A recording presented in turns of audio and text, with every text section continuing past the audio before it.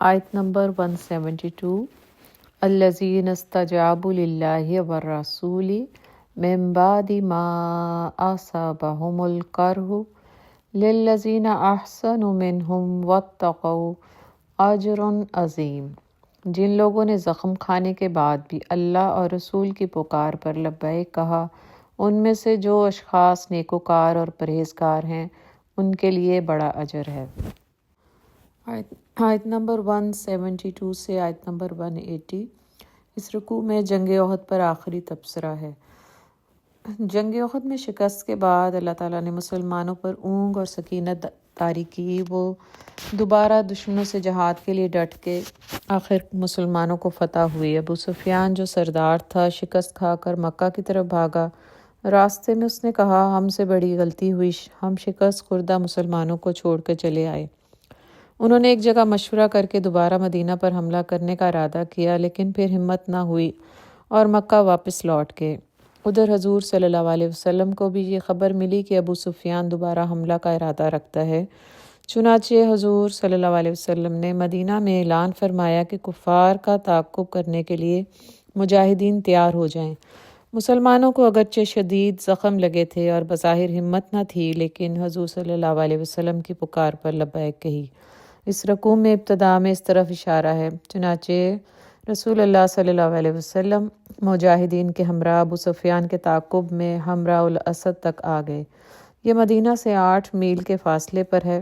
ادھر ابو سفیان نے ایک تجارتی قافلہ جو مدینہ جا رہا تھا لالچ دے کر ایسی خبریں پھیلائیں کہ ابو سفیان زبردست تیاریوں کے ساتھ مدینہ آ رہا ہے تاکہ مسلمانوں پر رعب طاری ہو جائے۔ اس قافلے کی شرانگیز خبروں سے مسلمانوں کے دلوں میں خوف کی جگہ جوش ایمان اور زیادہ ہو گیا، اور کہا، اس کفار کے لشکر کے مقابلے میں اکیلا خدا ہمارے ساتھ کافی ہے۔ آگے فرمایا، جو آدمی دشمنوں کے بارے میں غلط خبریں پھیلاتا ہے وہ شیطان کا بہکایا ہوا ہے۔ تم شیطان کی ان چالوں سے نہ ڈرو بلکہ مجھ سے ڈرو۔ منافقین کی حرکتوں پر غم نہ کھاؤ اور فکر نہ کرو۔ یہ نہ تو اللہ کے رسول کا کچھ بگاڑ سکتے ہیں اور نہ ہی اللہ کے دین کو کوئی نقصان پہنچا سکتے ہیں، بلکہ یہ اپنا ہی نقصان کر رہے ہیں۔ اللہ ان کے نفاق کا بدلہ دے گا اور آخرت میں یہ سزا سے بچ نہیں سکیں گے۔ اللہ تعالیٰ کی حکمت اس کارخانہ ہستی میں کچھ اس طرح کار فرما ہے کہ یہاں نیکی اور بدی، حق اور باطل، عدل اور ظلم کو مہلت ملتی ہے، اور اللہ کے قانون رحمت کا تقاضا یہی ہے کہ زیادہ سے زیادہ مہلت اور ڈھیل دی جائے، لہٰذا نتائج کی تعجیل پسندی سے دھوکہ نہیں کھانا چاہیے۔ یہ بات دیکھنی چاہیے کہ آخر کامرانی کس کے حق میں ہے۔ عمل حق کے لیے آخر کار بقا ہے اور عمل باطل کے لیے آخر نیست و نابود ہونا مقدر ہے۔ پھر فرمایا، منافقوں کو اب بہت مہلت مل چکی ہے۔ اب یہ آخری وقت آ لگا ہے کہ اللہ سچے مومنوں اور منافقوں میں امتیاز نمایاں کرتے۔ باقی اللہ کی سنت یہ رہی ہے کہ غیب کی باتیں جب وہ چاہتا ہے اپنے رسولوں میں سے جس کو چاہتا ہے بتا دیتا ہے۔ وقتی طور پر کفار کو جو خوشحالی، غلبہ اور مہلت ملی ہے، یہ اللہ کے نزدیک مقبول ہونے کی دلیل نہیں ہے۔ در حقیقت وہ مسلمانوں کو ایک ہی حالت میں ہی نہیں رکھتا، وہ ان کو آزمائشوں اور امتحانوں میں ڈال کر پکا اور سچا مسلمان بنانا چاہتا ہے۔ اللہ کی سنت یہ ہے کہ جو شخص یا گروہ اپنے فساد سے باز نہیں آتا، خود اس کا فساد ہی اس کی بر وقت تشہیر کر دے گا، اور یہی وجہ ان کے زوال کا باعث بھی ہوگی۔ یہودی منافقین جو مصلحت وقت دیکھ کر بظاہر مسلمان ہو چکے تھے، لیکن ان کے دلوں میں نفاق تھا۔ یہ جہاز سے پہلو بچا کر دنیا میں چند روز کی مہلت حاصل کر لینا چاہتے تھے۔ یہ بات ان کے لیے بہتر نہیں تھی۔ اس طرح راہ حق میں مال و دولت کا خرچ کرنا بھی ان کو بہت شاق گزرتا تھا، اور وہ خود بھی بخل کرتے اور دوسروں کو بھی بخل کی تلقین کرتے تھے۔ قیامت کے روز ان کا یہ مال ان کے گلے کا طوق بن جائے گا۔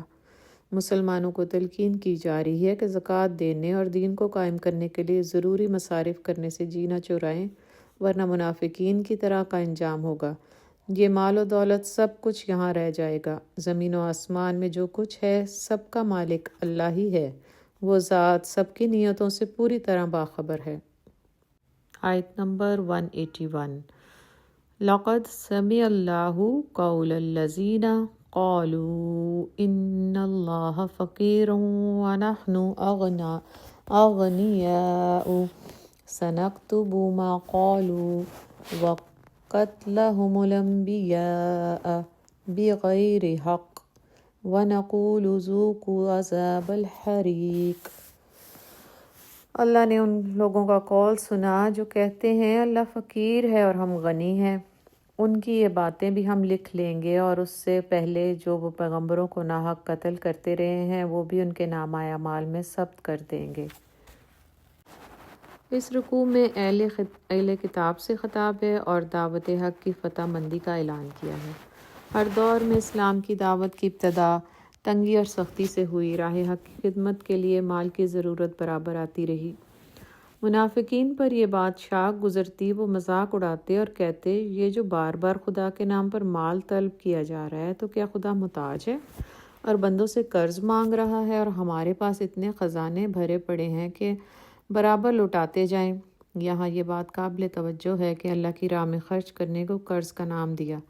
مال اسی کا تھا، اس نے ہماری ہی بہتری کے لیے ہمیں حکم دیا کہ جو اس کی راہ میں خرچ کرو گے وہ تمہارے ہی فائدے کے لیے ہے، لیکن کمال رحمت سے اس کو قرض کا نام دیا، اس کے بدلے میں بہترین معاوضہ دینے کا وعدہ کیا، حالانکہ اس کو کسی قرض کی ضرورت نہیں۔ لیکن یہودی اپنے خبث باطن کی بنا پر اللہ کے احسان کو ماننے کی جگہ بخل کی وجہ سے ہنسی مذاق اڑاتے تھے۔ اللہ نے ان کی یہ سب باتیں سن لی اور ان کو ضرور سزا دے گا، کیونکہ ان کی سب سے بڑی شکاوت یہ رہی کہ انہوں نے خدا کی نافرمانی کی اور نبیوں سے سرکشی اور بے گناہ انبیاء کو قتل کیا۔ قدیم زمانے میں بعض انبیاء کو یہ معجزہ دیا گیا کہ جب کبھی وہ قربانی یا کوئی اور چیز اللہ کی راہ میں دیتے تو آسمان سے آگ آتی اور اسے کھا لیتی۔ یہ اس بات کی علامت تھی کہ ان کی قربانی قبول ہو گئی۔ جب علماء یہود مدینہ میں اسلام کے خلاف تمام دلیلوں میں ہار گئے تو یہ کہنا شروع کیا کہ ہمیں تورات میں 100 ختنی قربانی کا حکم دیا گیا ہے، ہم اسی نبی پر ایمان لائیں گے جو 100 ختنی قربانی کے عمل کے ساتھ آیا ہو۔ حضور صلی اللہ علیہ وسلم نے اس پر ارشاد فرمایا کہ اس منہ سے تم یہ مطالبہ کرتے ہو؟ جن انبیاء کے پاس یہ معجزے تھے تم نے تو ان کو ناحق قتل کیوں کیا؟ یہاں اللہ تعالیٰ نے حضور صلی اللہ علیہ وسلم کو تسلی دیتے ہوئے فرمایا، آپ ان بدگوئی اور کج بحثی پر غمگین نہ ہوں، آپ سے پہلے بھی رسول جھٹلائے جا چکے ہیں۔ پھر دعوت حق کے علمبرداروں سے خطاب ہے کہ تم نے قیام حق کی خدمت عظیم اپنے سر لی ہے، اس لیے ضروری ہے کہ تمہیں اس راہ کی تمام آزمائشوں سے گزرنا ہوگا۔ اہل کتاب اور مشرکین عرب دونوں تمہاری مخالفت میں کمر بستہ ہوں گے، وہ طرح طرح کی اذیتیں تمہیں پہنچائیں گے جو تمہیں خوش دلی کے ساتھ برداشت کرنی ہوگی۔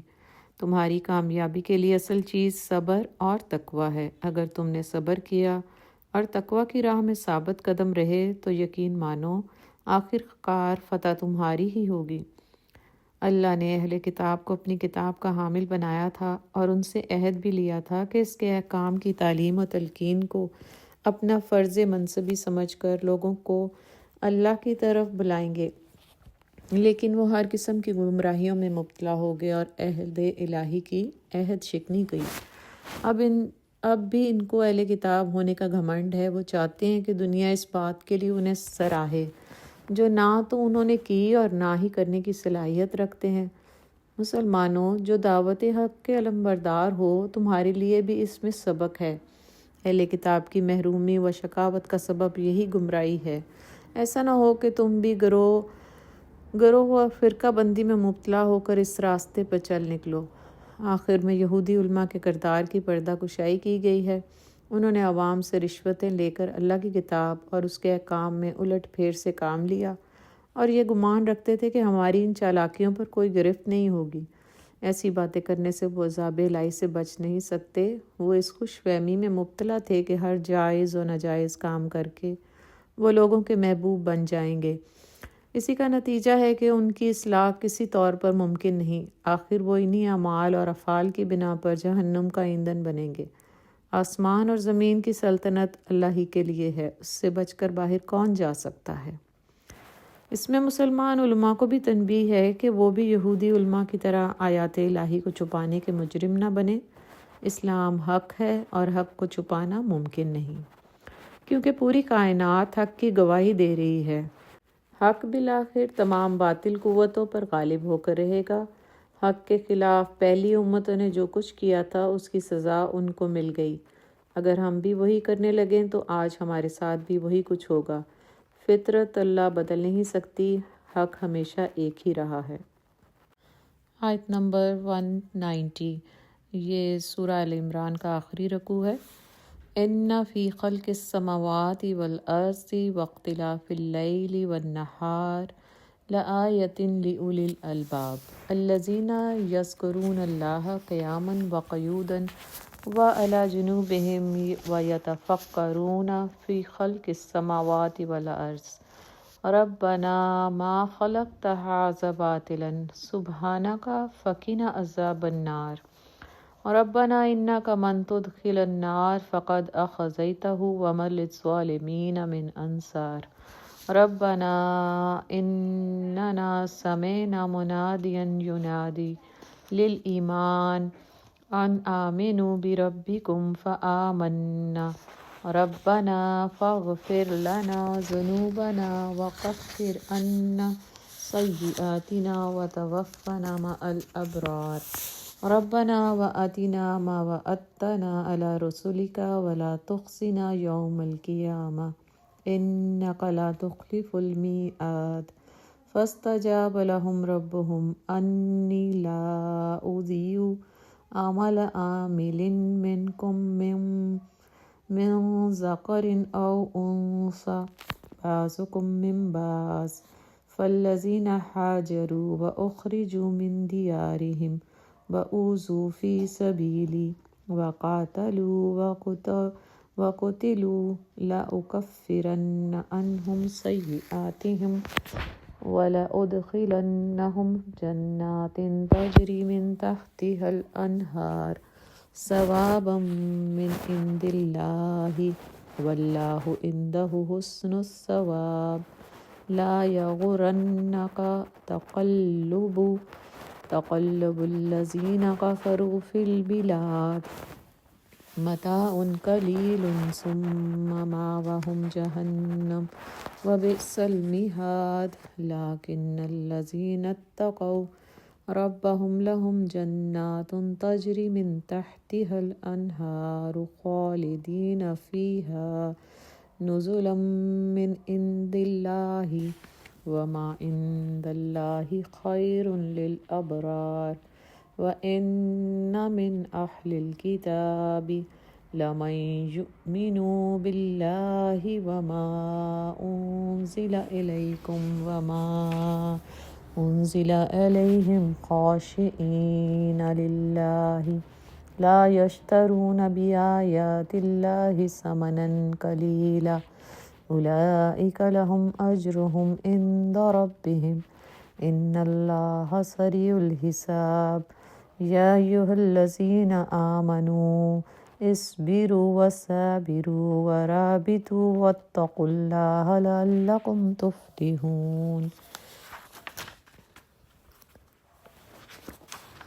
زمین اور آسمان کی پیدائش میں اور رات اور دن کے باری باری سے آنے میں ان ہوش مند لوگوں کے لیے بہت نشانیاں ہیں جو اٹھتے بیٹھتے اور لیٹے ہر حال میں خدا کو یاد کرتے ہیں اور آسمان اور زمین کی ساخت میں غور و فکر کرتے ہیں اور بے اختیار بول اٹھتے ہیں پروردگار یہ سب کچھ تو نے فضول اور بے مقصد نہیں بنایا، تو پاک ہے اس سے کہ عبث کام کرے۔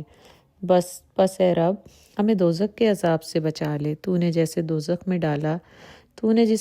میں ڈالا اسے در حقیقت بڑی ذلت اور رسوائی میں ڈال دیا، اور پھر ایسے ظالموں کا کوئی مددگار نہیں ہوگا۔ مالک ہم نے ایک پکارنے والے کو سنا جو ایمان کی طرف بلاتا اور کہتا ہے کہ اپنے رب کو مانو، ہم نے اس کی دعوت قبول کر لی۔ بس اے ہمارے آقا جو قصور ہم سے ہوئے ان سے درگزر فرما، جو برائیاں ہم میں ہیں انہیں دور کر دے اور ہمارا خاتمہ نیک لوگوں کے ساتھ کر۔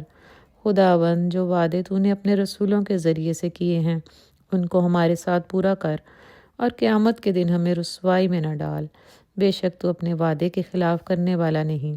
جواب میں اس کے رب نے فرمایا، میں تم میں سے کسی کا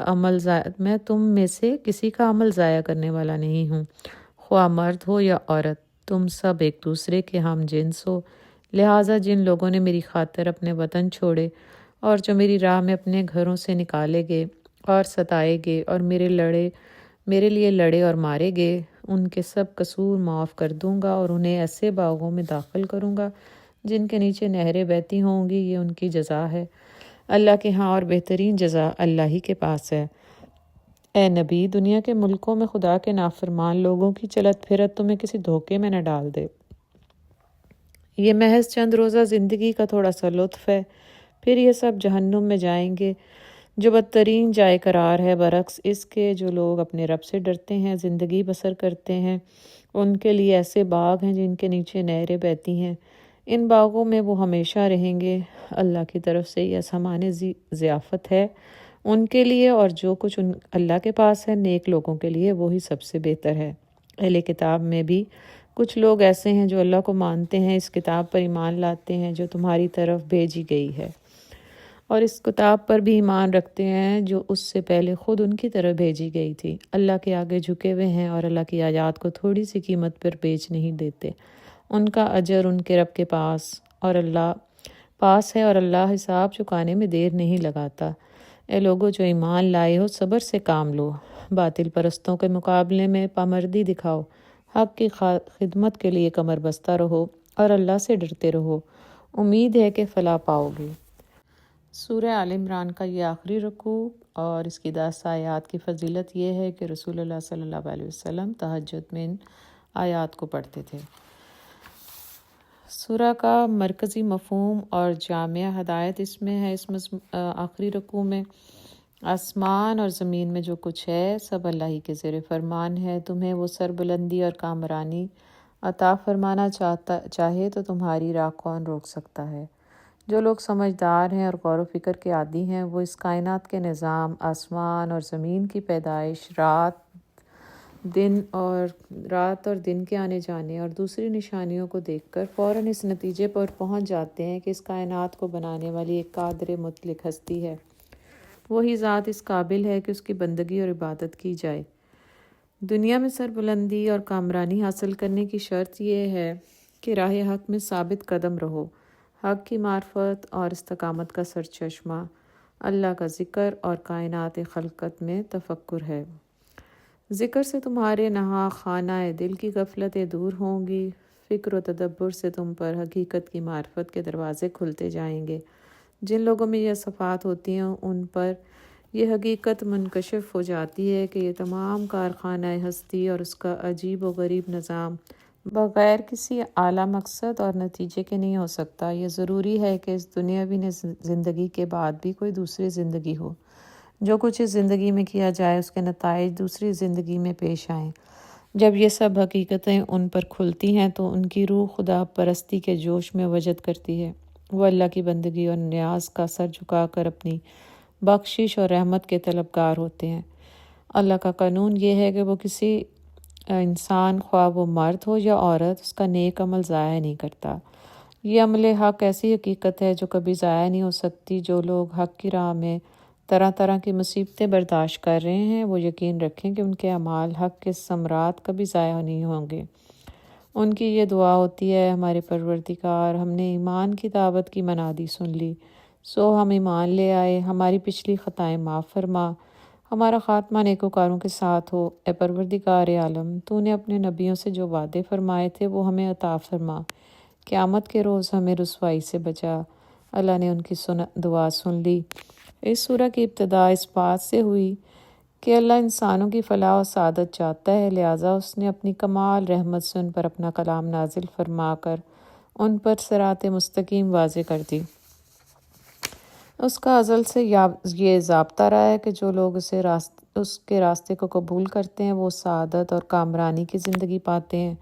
جو غرور اور سرکشی میں مبتلا ہو کر اس کا مقابلہ کرتے ہیں وہ نامراد رہتے ہیں۔ جب سے یہ دنیا قائم ہوئی اسی سلسلہ ہدایت کا یہ آخری پیغام ہے جو الکتاب یعنی قرآن کے نام سے موسوم ہے۔ اب یہاں اس صورت کا اختتام بھی اسی ابتدائی ہدایت پر ہو رہا ہے کہ جو اس صورت کے فی جملہ احکام اور ہدایت کا خلاصہ ہے۔ دعوت قرآنی کے مخالفین اس دعوت کے خلاف جتنی بھی صحیح اور تدابیر اختیار کر لیں اور ظاہری طور پر کتنے ہی مضبوط خوشحال دنیاوی ساز و سامان سے لیس نظر آئیں، لیکن آخر کار کامرانی دعوت قرآنی اور اسلام کے لیے مقدر ہے۔ اہل کتاب، یہود و نصارہ کی جو جماعتیں دعوت قرآنی کا مقابلہ کر رہی ہیں، ان کے لیے ناکامی اور تباہی ہے۔ ہاں، ان میں سے جو لوگ حق کی راہ اختیار کریں ان کے لیے کوئی کھٹکا نہیں، وہ اپنی نیک عملی اور راست روی پر ضرور اجر پائیں گے۔ اہل ایمان کے لیے جامع دستور عمل اور نصیحت یہ ہے کہ اگر وہ کامیاب زندگی بسر کرنا چاہتے ہیں تاکہ دنیا اور آخرت میں ان کو کامرانی نصیب ہو، تو ان کے لیے ضروری ہے کہ صبر کا دامن مضبوطی سے تھامے رہیں، دشمن کے مقابلے میں مضبوطی سے ایک دوسرے کے ساتھ مربوط رہیں، ثابت قدمی اور استقلال سے اسلام کی حفاظت کریں اور دشمن کا ڈٹ کر مقابلہ کریں، ہر حال میں اللہ سے ڈرتے رہیں۔ اگر تم اپنے اندر یہ صفات پیدا کر لو تو یقیناً تم دنیا اور آخرت میں کامیاب اور کامران ہوگے۔ اسلام کے اجتماعی حقوق ادا کرنے کے لیے یہ بنیادی ہدایت ہے۔ نمبر 1، یہ کہا گیا کہ صبر کی حقیقت اور روح یہ ہے کہ راہ حق پر مصائب اور مشکلات کے مقابلے میں جمے رہنا، خواہ یہ مشکلات انسان کے اندر سے پیدا ہوں یا باہر سے حملہ آور ہوں۔ اس جامع صفت میں رسوخ حاصل کیے بغیر کوئی آدمی چھوٹے سے چھوٹا بھی حق ادا نہیں کر سکتا۔ پھر بات آئی مثابرت یہ ہے کہ اپنے دشمن کے مقابلے میں ثابت قدمی دکھانا اور اس راہ میں بازی لے جانے کی کوشش کرنا تاکہ حق و باطل کی کشمکش میں استقلال اور پامردی سے حق کو کامرانی نصیب ہو۔ اس کشمکش کے میدان جنگ میں فتح و شکست کا انحصار تعداد اور اسلحہ پر نہیں بلکہ اخلاق اور کردار پر ہوتا ہے۔ نمبر 3 پر مرابط کا مفہوم اس دور میں دشمن سے مقابلے کے لیے اور اپنی سرحدوں کی حفاظت کے لیے آپس میں مربوط ہونا اور منظم تیاری ہے، جس میں ہر قسم کے جدید اسلحہ اور ٹیکنالوجی اور مادی وسائل سے بھرپور اور منظم مدد لینا شامل ہے۔ تقویٰ یہ ہے کہ ہر حال میں اللہ کا ڈر اپنے اندر پیدا کیا جائے اور اس کی مقرر کی ہوئی حدود و قیود کی اخلاص اور خشیت کے ساتھ پاسداری کی جائے۔ یہی دین حنیف کا خلاصہ اور مقصود ہے۔